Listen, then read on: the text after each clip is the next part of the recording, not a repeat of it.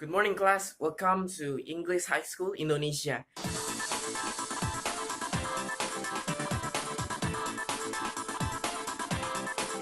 With me, Calvin Tampubolon, we are going to study about passive voice.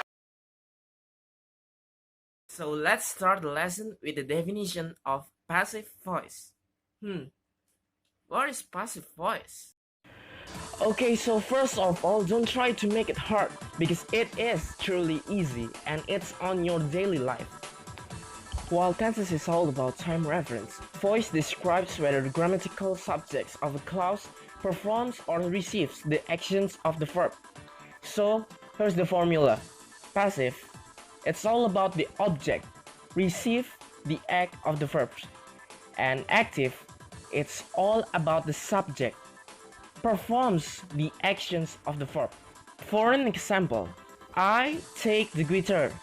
So the passive is the guitar is taken by me. So you can know and understand that active is all about the subject in the front and passive it's all about the object in the front. Well, congratulations. It is the easiest way to understand the passive voice. Don't tell anybody, okay? Okay, so let's go to the next level. It's about the tenses and the passive. Oh no, tenses.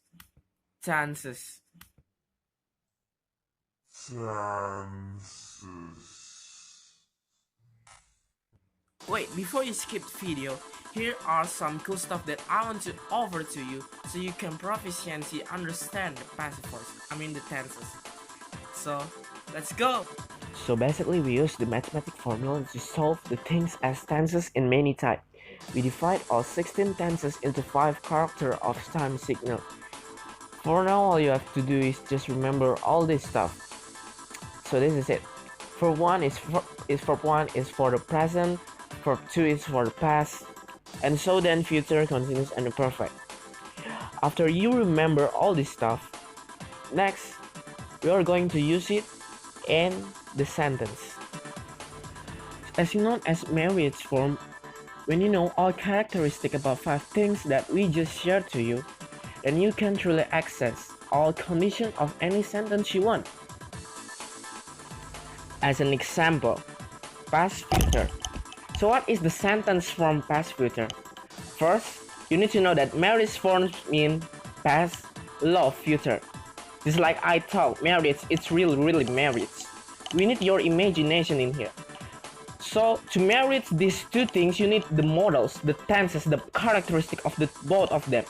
Past is verb 2, future is will plus verb 1.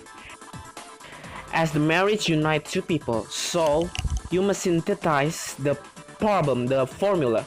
To synthesize, you need to know what is the verb 2 firstly touch in the future. Verb 2 will firstly touch will. So verb 2 will be marriage with will and it will cause a new type of will and it's called would. The verb 2 type of will. Remember, the last thing in the future formula is verb 1, right? Because will already married with verb 2 and it will be made the new one and it's called would. And then the last thing is verb 1. So would plus verb 1 is the sentence formula of past future. It might be hard to understand now, but it is the easiest way to you just unite the things that on their characteristic, on their own characteristic. So that is the easiest way to you to understand tenses. And of course it works on all 16 tenses. Now we are going to learn about the shape of passive. Passive have their own characteristic, and the characteristic of passive is tenses plus be plus verb 3. And of course you already know object on the front and subject is in the last sentence. So let's head to it, how we can use this formula into the real action. For an example, students have spoken English. We need to know what kind of tenses, so that you already know from have and spoken, it's present perfect. What is the present perfect characteristic? It's verb 1 from the present and have plus verb 3 is from the perfect. There's a rule that always put be under verb. So you know the shape of passive, tenses plus be plus verb 3. Now put the shape of passive under the shape of tenses.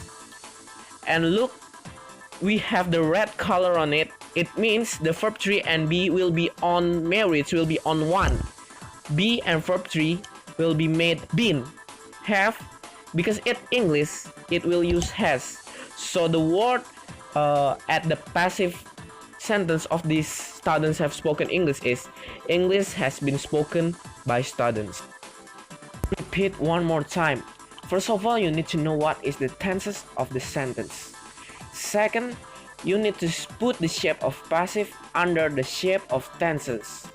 And remember, be always put under the verb. If there is verb 1 in the tenses, then you must put be under the verb 1. And third, the third thing you need to do is just marriage all things. Unite all shape into the new brand shape, into the brand new shape, into the brand new formula. And then the fourth thing you need to do, just pass through the new formula from the word that in the sentence have shown to you. And voila, you get the passive version, the passive voice of it. And then the last thing you need to do is just remember that the object always in the front of the sentence and subject put it on the most last in the sentence. And then that's it. So this is how you can easily pass your exam, how you can easily create the passive voice. How about from passive into active? So actually just the same, you just need to reverse the step.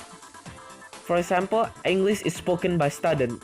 You need to identify what is the passive formula in this sentence, and it can be known by is spoken. Is spoken is from be plus verb 3. Remember, be always under verb 1. It means verb 1 is under be. And if it's just only verb 1, well, you already know the tenses is present. After that, put the subjects into the front, and then voila, the present type, the active type of this passive kind is student speak English. Hello guys, so this is the end of the video. I hope you enjoy. I hope it's very useful for those who in need. Good luck for your school, good luck for your life. Goodbye.